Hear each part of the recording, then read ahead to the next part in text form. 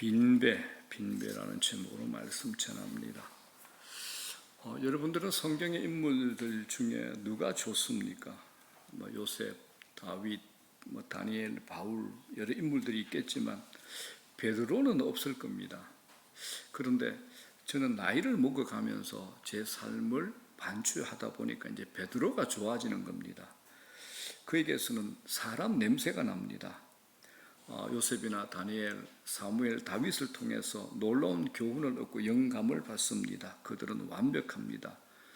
그런데 제 모습을 들여다보니 제가 그 사람들을 따라가기에는 너무 먼 당신입니다.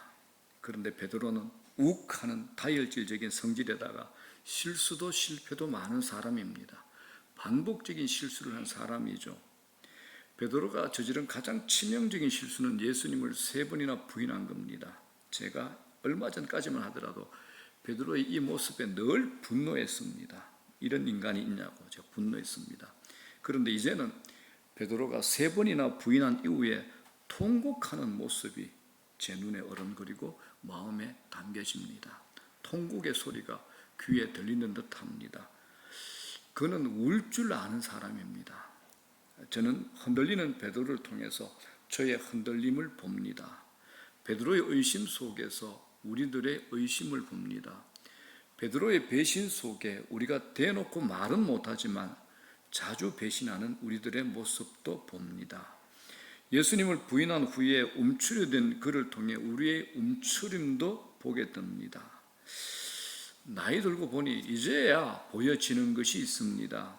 한 사람의 인생을 단면으로 이해하는 것이 아니라 수많은 복선과 입체적으로 얽힌 삶이 이제야 눈에 들어오기 시작하는 겁니다.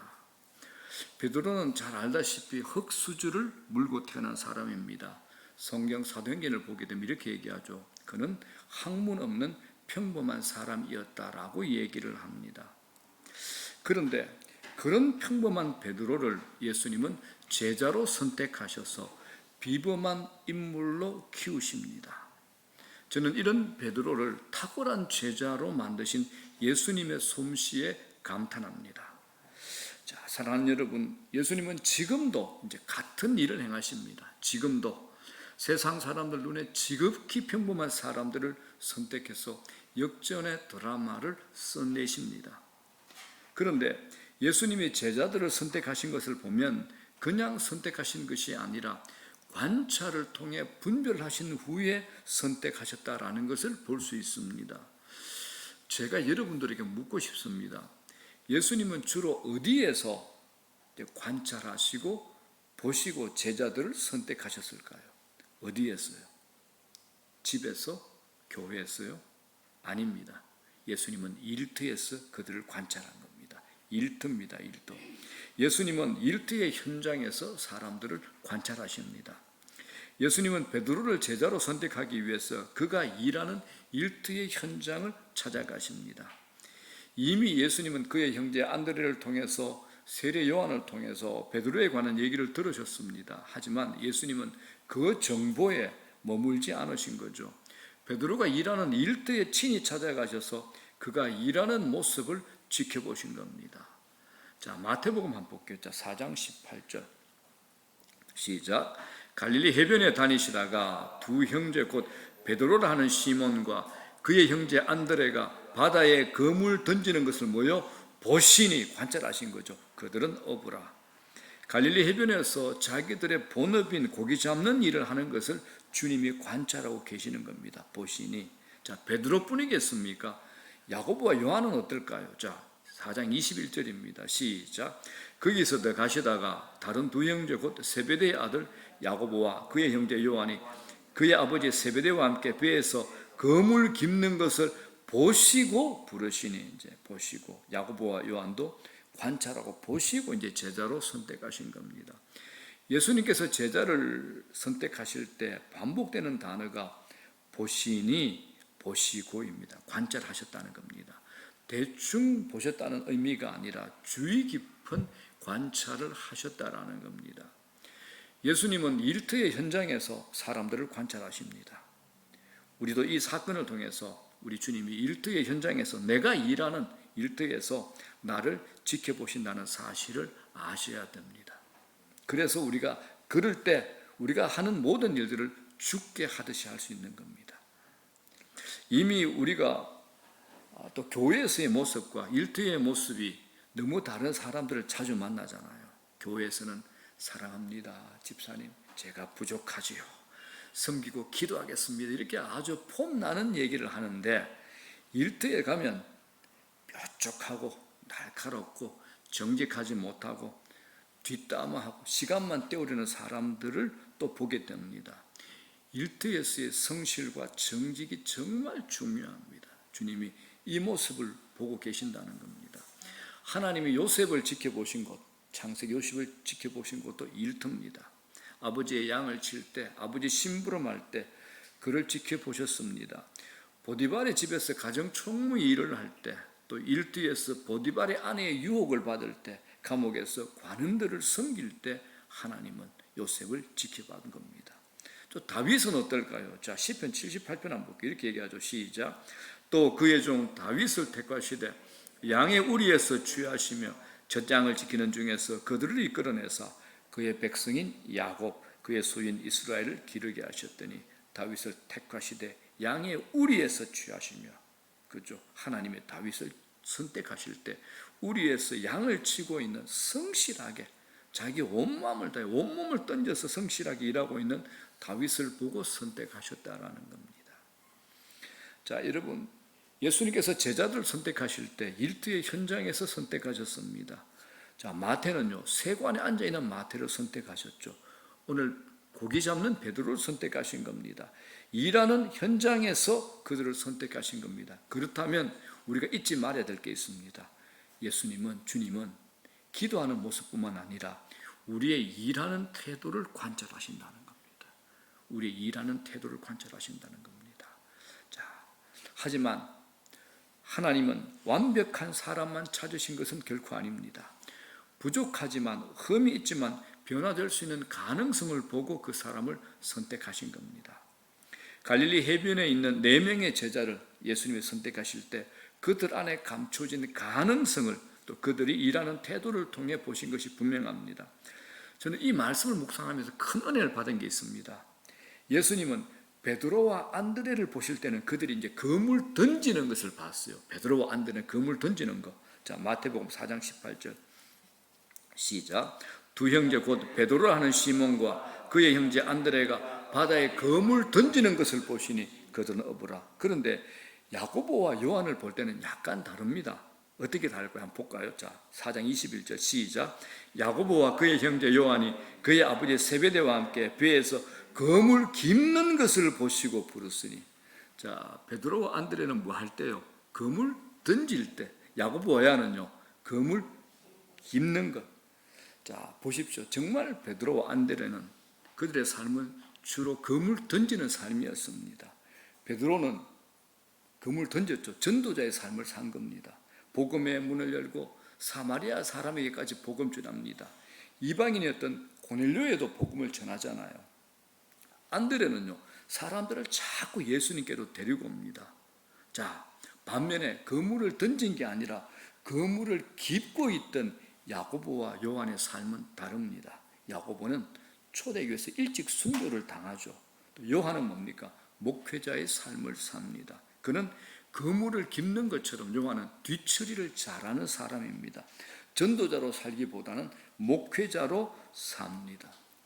자, 여러분들의 모습은 어떻습니까? 그물 던지는 사람입니까? 그물 깁는 사람입니까? 자기를 알죠, 그죠?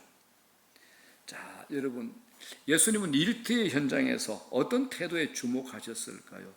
주어진 일에 충성하는 사람, 작은 일에도 충성하는 사람에 주님은 주목하셨던 겁니다. 그물 깁는 일, 작은 일이지만 아주 중요한 일이라는 겁니다. 예수님이 일꾼을 칭찬하실 때 그 기준은 작은 일에 있습니다. 작은 일, 큰 일 아닙니다. 자, 마태복음 25장 21절 볼게요. 시작. 그 주인이 이르되 잘하였도다 착하고 충성된 종아, 네가 적은 일에 충성하였으며 내가 많은 것을 네게 맡기리니 네 주인의 즐거움에 참여할지어다 하고 네가 적은 일에 충성하였으면 네가 적은 일입니다. 우리가 셀할 때 셀 리더와 헬퍼는 한 분이 들어오시든 100명이 들어오시든 똑같이 하시는 겁니다. 제가 제자 훈련하다 보면 어떤 날은 10명인데 뭐 이래저래 약속이 있고 애들 키우다 보니까 빠지고 어떤 날은 한 명이 올 때가 있습니다. 저는 똑같이 합니다. 이게 적은 일인데 하나님께서 이 일에 주목하신다는 것을 이 말씀을 통해 제가 알고 있기 때문에, 또 하나님 말씀을 제가 전가하기 때문에 소홀히 하지 않습니다. 왜 이거 있잖아요. 어떤 날은 오늘은 교인 많이 오겠다 생각해서 설교 제대로 준비하고, 어떤 날은 또 오늘은 또 막 연휴가 끼니까 별로 안 오겠다 대충 하자, 이거 없습니다. 하나님 말씀이기 때문에 저는 절대 그러지 않습니다. 한 분이 오든 두 분이 오든 동일하게 준비를 합니다. 왜냐? 성경의 말씀이기 때문에 그렇습니다. 네가 적은 일에 충성하였다라는 겁니다. 우리는 자꾸 큰 거 많이 모인 걸 생각하는데 주님은 그거 보지 않습니다. 내가 맡고 있는 작은 일일자도 주어진 일에 충성하는 것, 여기에 주님이 주목하신다는 겁니다. 하나님으로부터 유일하게 칭찬받았던 사람 다윗이 있었죠. 다윗도 양을 칠 때 작은 양 한 마리를 지키는데 충성했습니다. 그걸 보고 주님께서 이스라엘 땅을 맡기신 겁니다. 왕으로 세운 거죠.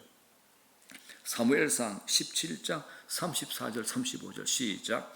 다윗이 사울에게 말하되 주의 종이 아버지의 양을 지킬 때에 사자나 곰이 와서 양떼에서 새끼를 물어가면, 새끼 한 마리 물어가는데 뭐 어떨까요? 그 많은 양들이 있는데 새끼 한 마리 물어간다고.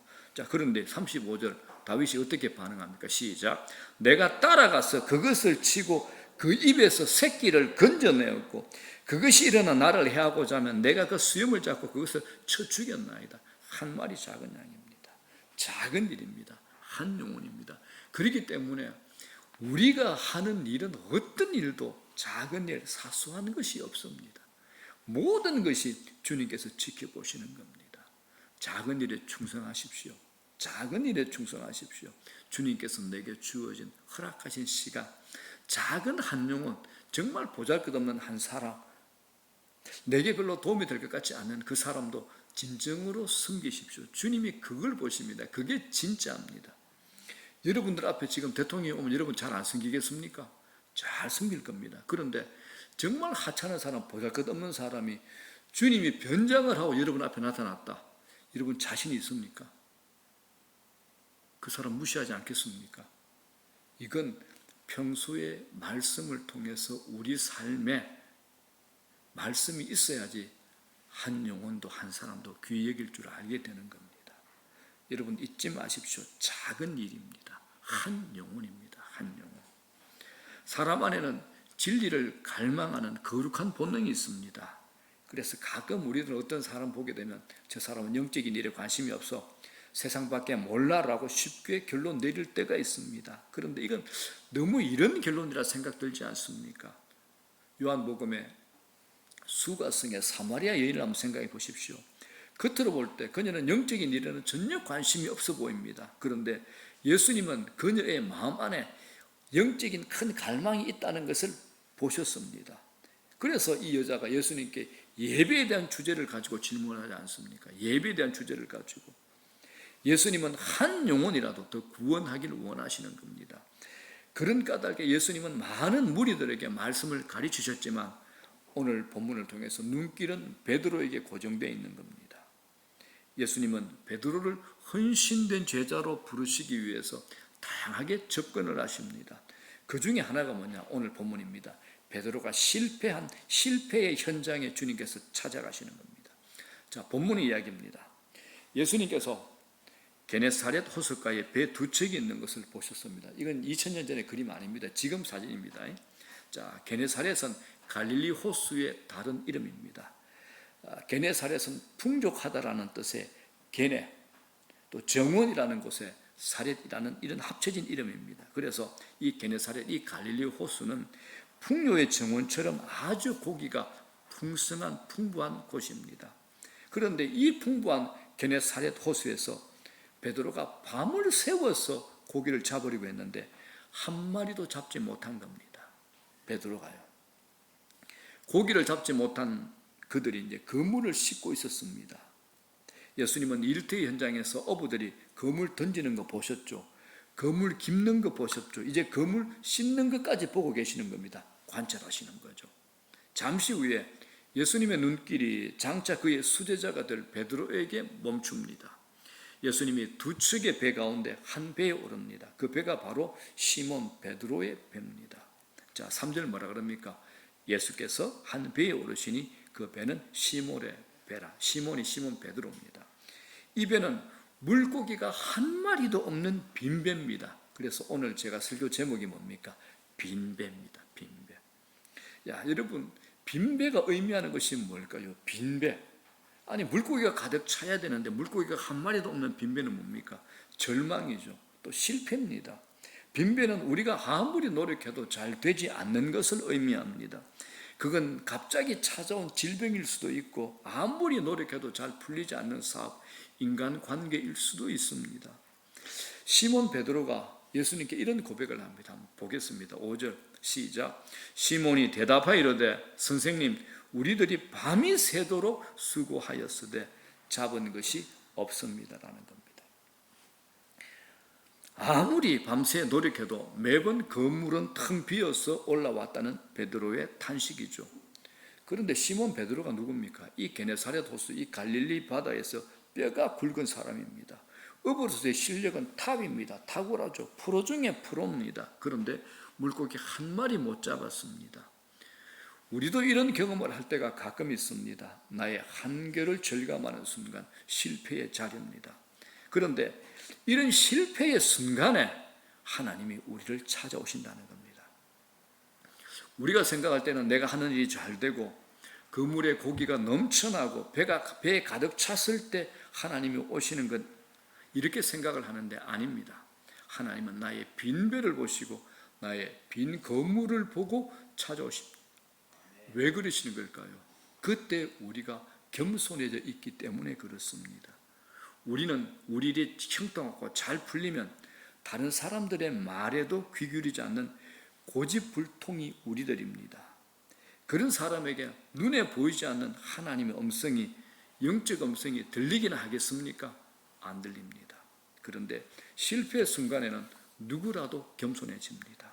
그때 우리 영혼이 민감해지고 영적인 눈이 열려지고 주님의 음성을 듣는 영적인 귀가 열리지는 겁니다. 이제 예수님께서 베드로의 배에 오르십니다. 베드로에게 육지에서 배를 약간 떼라 그렇게 말씀하시고 그 배에서 그 배를 강단 삼아서 무리들에게 하나님의 말씀을 가르칩니다. 예수님이 전하시는 이 말씀을 베드로가 듣습니다.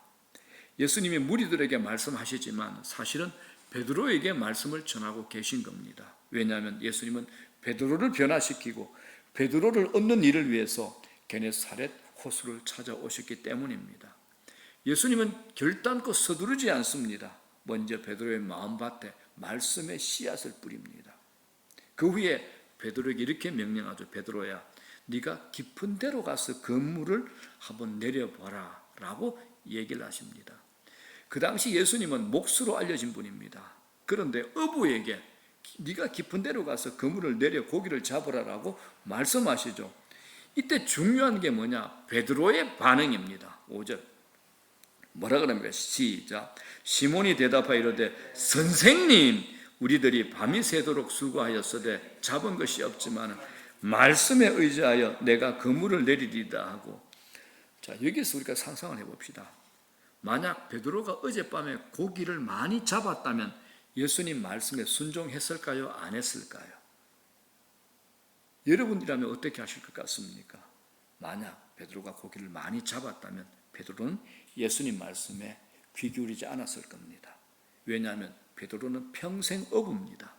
그는 언제 고기가 잘 잡히고 어디에 고기가 많은지를 잘 아는 사람입니다. 특히 아침에 햇살이 비출 때는 고기가 잡히지 않는다는 것을 아는 사람입니다. 그래서 오늘 포기하고 그물을 싣고 이제 정리하고 있는 중입니다. 그런데 베드로가 뭐라 그럽니까? 예수님 말씀에 의지해서 깊은 데로 가서 그물을 내리겠다는 겁니다. 말씀에 의지해서 내가 그물을 내리리다. 이게 뭐냐? 긍정의 언어를 선포한 겁니다. 한국 교회에서 그 리더십에 관한 최고의 대가가 누구냐면 한옥 목사님입니다. 한옥 목사. 온누리교회 부교육자를 하시다가 이제 대치동에서 개척을 하셨는데 수천 명이 지금 모였죠. 한동대 겸임 고수도 하셨고 뭐 박사신데 목사인데 이분이 쓴 거인들의 발자국이라는 책은 삼성그룹에서 리더십 필독서로 선정된 책입니다.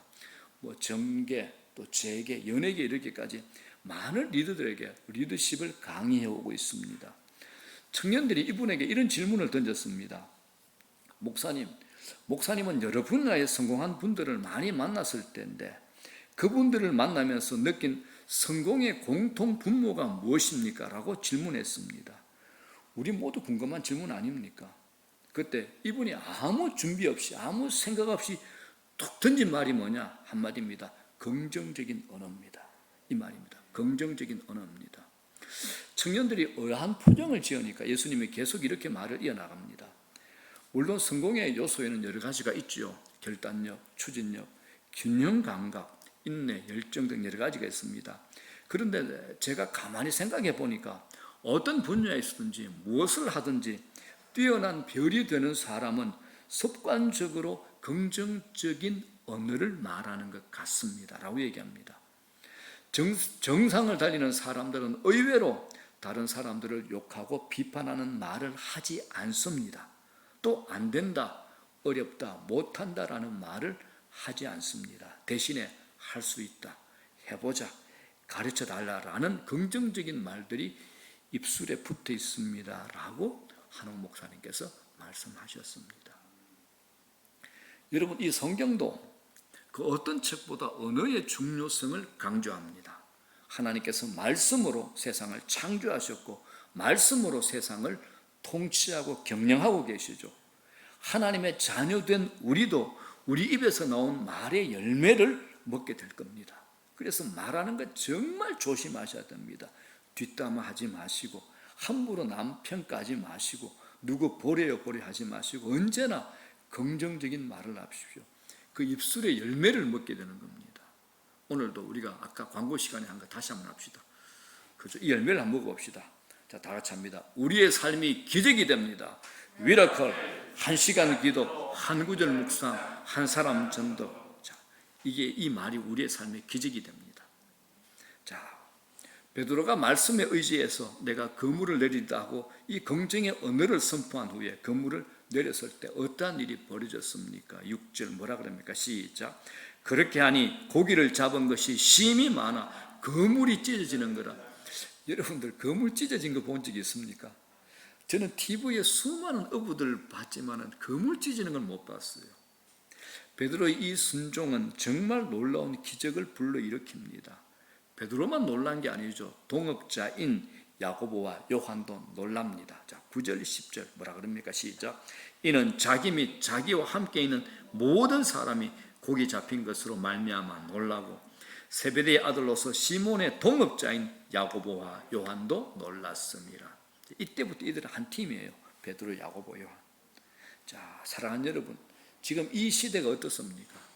이 세대는요, 경이로움을 상실한 세대입니다. 신비로운 기적을 상실한 세대가 바로 이 세대입니다. 그 이유가 뭘까요? 단 하나입니다. 예수님을 알지 못하기 때문입니다. 예수님을 믿지 않기 때문에 그렇습니다. 예수님이 어떤 분입니까? 예수님은 게네사렛 호수를 만드신 분입니다. 예수님은 그 안에 있는 수많은 고기들을 만드신 분입니다. 예수님은 창조주 하나님이십니다. 그 하나님이 지금 베드로의 마음을 얻기 위해서 놀라운 무대를 만들고 계시는 겁니다. 베드로는 빈배 때문에 예수님을 만날 수 있었기 때문에 오히려 이 빈배가 축복이 됩니다. 예수님이 함께 하시면 빈배가 물고기가 가득 찬 배로 언제라도 얼마든지 바뀔 수 있습니다. 베드로가 고기를 많이 잡게 되니까 동업자들도 복을 받게 되죠. 베드로의 배만 고기가 가득 찬 게 아니라 동무들도 친구들 배도 가득 차게 됐습니다. 자, 7절에 뭐라 그럽니까? 시작.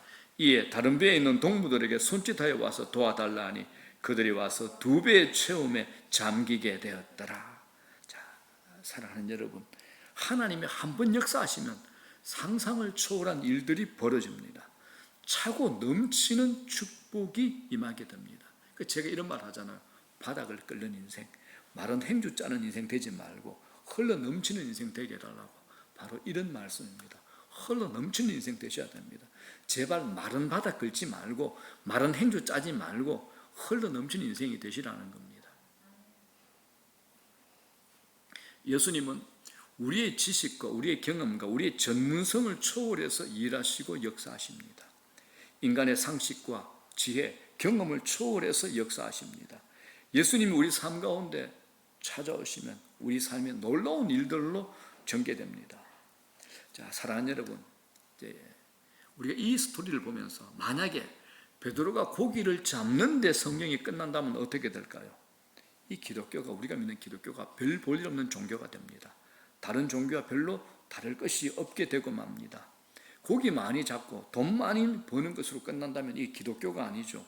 기독교는 더욱 깊은 곳으로 우리를 인도합니다. 예수님이 베드로에게 뭐라 그러십니까? 4절에 베드로야 네가 깊은 데로 가서 그물을 내리라 그럽니다. 4절 뭐라 그러십니까? 시작. 말씀을 마치시고 시몬에게 이르시되 깊은 데로 가서 그물을 내려 고기를 잡으라. 자, 여러분, 우리 하나님 믿습니다. 하나님 믿는다는 게 뭐냐? 저는 이거라고 말씀드리고 싶습니다. 깊은 데로 들어가는 겁니다. 하나님 믿는다는 것은 깊은 데로 들어가는 겁니다. 보이지 않는 깊은 세계로 들어가는 것을 의미합니다. 그게 뭘까요? 자, 오늘 본문은 깊은 데로 들어가는 것을 우리에게 이렇게 해석합니다. 하나님은 우리의 실패와 고난을 통해서도 일하신다는 겁니다. 나의 고통을 통해서 놀라운 일을 이루어 가십니다. 우리는 고난의 때에야 비로소 하나님 음성에 귀를 기울입니다. 이게 인생의 신비죠. 하나님은 사람을 너무 잘 아십니다. 우리 인간이 형통해지고 부유해지고 문제가 없어지면 대부분 많은 사람들이 하나님을 떠나는 것을 하나님이 알고 계십니다. 이건 인간의 강한 죄성이죠. 하나님 없이 살려고 하죠. 쾌락을 탐닉합니다. 인생을 살아봤다라고 말씀하시는 분들은 실패의 때보다 성공의 때가 더 위험하다는 것을 알고 있습니다. 왜? 인간은 성공의 때에 마음이 둔해지거든요. 교만해지기 때문입니다. 성공의 때에 영적 감각이 무뎌지기 때문입니다. 제가 지금도 보고 있잖아요. 제가 지금도 전화를 받는다거나 상담하는 분들 그래요. 목사님, 제 남편이 돈을 좀 잘 벌기 시작하다가 좀 변한 것 같아요. 본인은 어떻게 얘기해? 본인은 절대 안 그렇대요. 근데 저는 변한 것 같아요. 변한 거 맞습니다. 그 무서운 겁니다, 여러분들. 고통의 때는 다르죠. 고통의 때가 힘들지만 영혼의 감각이 깨어납니다. 하나님 찾게 되죠. 하나님 음성에 귀 기울이죠. 하나님만 바라보게 됩니다.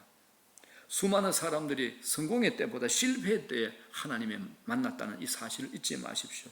이게 왜 바로 실패가 가져다주는 하나님 안에서의 역설의 축복입니다. 하나님 없으면 주저앉지만은 하나님 안에 있으면 실패가 우리에게 가져다주는 역설의 축복이 되는 거죠. 자, 그런데 실패가 우리를 겸손하게 만들고 하나님께 가까이 나아가도록 만든다고 해서 실패만 해서는 또 안 되죠. 하나님은 실패만 통해서 역사하는 분은 아니기 때문에 그렇습니다. 하나님은 성공을 통해서도 역사하십니다. 베드로가 그런 사람입니다. 베드로는 이 기적을 통해서 눈이 열렸죠. 예수님이 누군가를 알아보게 된 겁니다. 깊은 데로 가서 그물을 내리기 직전에 베드로는 예수님 보고 뭐라 그러냐? 영어로 마스터, 선생님이라고 불렀어요. 선생님이라고 불렀어요. 5절 한번 볼게요. 시작. 시몬이 대답하여 이르되 선생님 그러죠. 우리들이 밤이 새도록 수고하였으되 잡은 것이 없지만 말씀에 의지하여 내가 그물을 내리리다. 선생님 그랬어요. 하지만 말씀에 의지하여 그물을 내렸더니 배가 가득 차는 기적을 맛보고는 이제는 예수님을 뭐라 부를까요? 이제야 주님이라고 부릅니다. 주님이라고. 자, 8절 시작. 시몬 베드로가 이를 보고 예수의 무릎 아래에 엎드리르되 주여 나를 떠나소서 나는 죄인으로소이다. 이제는 주님으로 바뀌는 겁니다. 여러분, 그러므로 참된 성공이 뭐냐? 예수님이 주님이신 것을 깨닫는 겁니다. 여러분들의 인생의 최고의 기적이 뭐냐? 예수님 만나는 겁니다. 자, 이 말씀은 자주 드리죠. 우리 인생의 최고의 기적이 뭐냐? 내가 예수님 만난 겁니다. 실패도 성공도 사실 중요한 것 아닙니다. 가장 중요한 건 나의 실패, 우리의 실패와 성공을 주관하시는 하나님을 만나는 겁니다. 인생에서 가장 위대한 성공이 뭐냐? 저는 당연히 말하고 싶습니다. 하나님 만나는 것. 하나님을 만난 사람은 가장 놀라운 성공을 경험한 겁니다. 하나님은 성공과 실패의 주관자이십니다. 모든 것은 하나님의 손에 달려 있습니다. 베드로는 이제 기적을 통해서 예수님은 누군가를 깨달았습니다. 또한 자신이 죄인임을 깨달은 거죠. 8절 뭐라 그럽니까? 주여 나를 떠나소서 나는 죄인으로소이다 하니. 주여 나를 떠나소서 나는 죄인으로소이다 하니.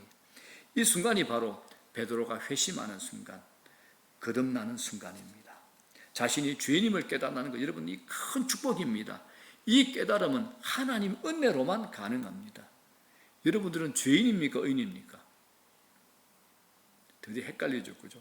우리는 예수 그리스도를 통해서 모든 죄를 사함받은 의인입니다 그랬다가 또 죄인입니까? 의인입니까? 물으니까 이건 무슨 말을 해야 되지? 그렇죠. 우리는 두 가지 신분을 동시에 갖고 있죠. 죄인이면서도 의인입니다. 이렇게 질문했을 때는 우리는 죄인이라고 대답하는 거죠. 우리가 죄인임을 깨닫는 것은 큰 축복입니다. 이 깨달음 하나님 은혜로만 가능합니다. 이때 베드로는 그의 인생에서 새로운 전환점을 맞이합니다. 눈이 열리고 가치관이 변하죠. 그제 지난 금요일 금요 기도회에 많은 분들이 오셨습니다. 제가 그때 설교 있는 주제가 회개였습니다. 회개라는 말 별로 안 좋아하잖아요, 그죠? 은혜 받읍시다, 하나님께서 이렇게 역사하신다, 이런 주제를 하면 좋겠는데 하나님께서 몇 주 전부터 저한테 주신 마음이 있었는데 제가 첫 주에는 그때 제가 저희 장모님 소천 때문에 제가 우리 무목사님께 설교를 맡겼고 해 마라 하는데 하나님께서 좀 감동을 주는 게 있어가지고 회개라는 주제를 가지고 설교를 했습니다. 감사하게도 많은 분들이 제게 와가지고 목사님 지난주 금요일 금요 기도회 때 회개 너무 좋았습니다. 어떤 분은 회개의 기도가 저를 살립니다. 저는 회개할 때 너무 행복합니다라고 말씀하신 분 계셨습니다. 제가 이 얘기를 들으면서 제 마음에 하나님께서 우리를 통해서 우리 교회를 통해서 일하시겠구나라는 확신이 들었습니다. 자, 사랑하는 여러분, 참된 기적은 고기 한 번 많이 잡는 것 아니죠. 그죠? 한 번 성공을 맛본 것, 이거 참된 기적 아닙니다. 참된 기적은 예수님 말고 예수님 만나는 겁니다. 예수님은 떠나달라고 애원하는 베드로에게 놀라운 말씀을 하십니다. 8절 10절 뭐라 그럽니까? 시작. 주여 나를 떠나소서 나는 죄인으로소이다 하니. 10절 예수께서 시몬에게 이르시되 무서워하지 말라 이제후로는 네가 사람을 취하리라 하시니. 예수님은 죄인임을 인정하고 고백할 줄 아는 사람을 제자로 삼으십니다. 그러므로 여러분 자신이 죄인이라는 사실을 깨닫고 고백하는 것 부끄러워하지 마십시오. 이런 깨달음이 아무에게나 임하지 않습니다. 동물처럼 살아가는 사람에게 이런 깨달음이 임하지 않습니다. 하나님의 은혜가 임할 때 비로소 자신이 죄인임을 깨닫게 됩니다. 예수님은 바로 그런 죄인들을 선택하셔서 당신이 하시고자 하는 놀라운 일들을 하시는 겁니다. 역사를 일으키는 사람으로 만드시는 겁니다. 자, 이제 말씀 정리합니다. 한 번의 성공, 한 번의 기적과 예수님을 어떻게 비교할 수 있겠습니까? 예수님이 기적의 본체이십니다.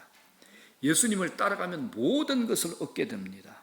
하지만 우리가 고기에 집착하게 되면 가장 소중한 것을 놓치게 됩니다. 여러분 고기에 집착하시겠습니까? 예수님을 붙드시겠습니까? 예수님은 그가 선택한 제자들에게 분명한 비전을 제시합니다. 그들이 어떤 사람이 될 것이며 그들이 무슨 일을 하게 될 것인가에 대한 비전을 분명하게 말씀하십니다. 자, 여러분들은 하나님으로부터 받은 비전이 있습니까? 자, 10절 예수님이 이렇게 비전을 제시하죠. 시작. 이제후로는 네가 사람을 취하리라 하시니. 이걸 마태복음 4장에 이제 동일 본문이 이렇게 얘기하죠. 시작. 나를 따라오라. 내가 너희를 사람 낚는 어부가 되게 하리라. 예수님은 베드로를 더 깊은 세계로 초청합니다. 비전을 주십니다. 네가 사람을 취하리라. 그동안 베드로는 게네사렛 호숫가에서 고기를 취하며 살았습니다. 그런데 이제는 베드로는 사람을 취하는 자로 바뀌는 겁니다. 이건 새롭고 깊은 차원의 초청이 되는 겁니다. 이 자리에 야고보와 요한도 있었습니다. 자, 11절 뭐라 그럽니까? 그들이 베드로를 육지에 대고 모든 것을 버려두고 누굴 따르죠? 예수를 따르니라. 이 말씀에서 주목할 단어는 그들입니다. 베드로가 예수님 따라갔을 때 그와 함께하는 모든 친구들이 예수님을 함께 따라간 겁니다. 후에 성령 충만을 받은 베드로가 초대교회에서 복음을 전할 때 그의 설교를 듣고 회개하고 예수님을 믿은 사람이 단 한 번에 3,000명이 됩니다. 기억하십시오. 베드로가 예수님을 따라갈 때 날마다의 삶이 기적의 연속이었습니다. 예수님이 기적의 본체이십니다. 예수님을 따라가면 모든 것을 얻게 됩니다. 우리 인생에도 하나님의 기적은 지금도 계속될 수 있습니다. 하지만 여러분들이 거기에만 집착하게 되면 가장 소중한 예수님을 놓치게 된다는 사실 잊지 마십시오. 예수님을 쫓으십시오. 예수님을 따라가십시오. 예수님을 붙드십시오. 자, 함께 이 말씀 가지고 기도하겠습니다.